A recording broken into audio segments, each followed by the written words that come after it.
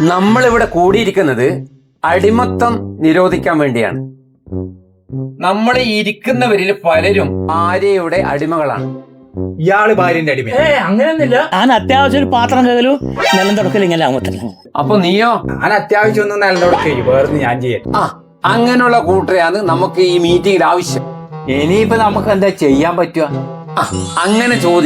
അങ്ങനെ ചോദിക്കുന്നവരോട് എനിക്ക് ഭയങ്കര ഇഷ്ടമാണ്. പോം വഴിയുണ്ട്. നമ്മൾ ഒരിക്കലും ഭാര്യമാർ പറയുന്ന ജോലി ചെയ്യരുത്. നമ്മൾ എപ്പോ അവരുടെ നട്ടല് ഉയർത്തണം. ഒരിക്കലും അവരുടെ അടുത്ത് നമ്മൾ താകാൻ പാടില്ല. ഒരു മിനിറ്റ്. ഹലോ, ഞാൻ പാത്രം കഴുകി അടിച്ചു വാരി മീൻ ഞാൻ വെള്ളത്തിലെടുത്ത് വെച്ചതാന്ന്. വന്നിട്ട് മുറിച്ചേരാ. നീ അലക്കി വെച്ചത് ഞാൻ കണ്ടിട്ടില്ലടാ. അല്ലാണ്, ഞാൻ കണ്ടിട്ടില്ല. ഞാൻ വന്നിട്ടത് അറിയിട്ടരാ. ഞാനൊരു മീറ്റിങ്ങിലാ ഉള്ളത്.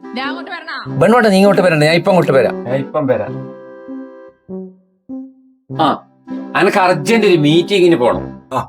അപ്പൊ നിങ്ങൾ ഞാൻ പറഞ്ഞത് മറന്നു പോരുത്. ഒരിക്കലും നമ്മള് ഭാര്യമാർ പറയുന്ന പണി ചെയ്യരുത്. അവരടിമകളാകാൻ പാടില്ല. ഓക്കെ?